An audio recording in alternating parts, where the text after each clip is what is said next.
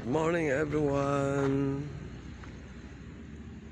Alas 3:33 na ang ng almusal. Ayan ah. Kita-kits tayo doon. Good morning. Nandito na tayo sa sa may simbahan Magsaing tayo ng maaga kasi mag-aalmusal na yung tayo tinukahan na magluto ng almusal din kagabi pananghal hapunan. Ayan ah. Itlog at saka bulad or daing o tuyo ang natin lutuin at saka hotdog pang almusal ng mga kaabag. Ayan pa yung nabuo maki, wala pa yung taga kumbinto. 4 na tray ang ating lalagain. Ayan, may itlog dito, dilaw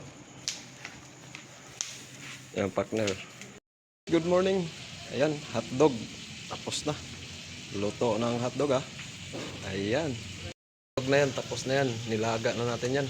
Ayan pang almusal na talaga with tuyo o bulad kasi marami talagang kakain. Ayan antay lang. And guys, good morning. Tapos na, last bit na. Okay na to, mag-almusal na ang mga kaabag.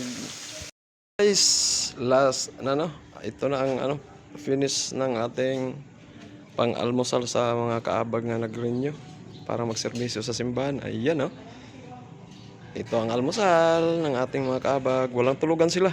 24 hours sila mula kahapon hanggang kagabi. Hapon hanggang ngayong umaga.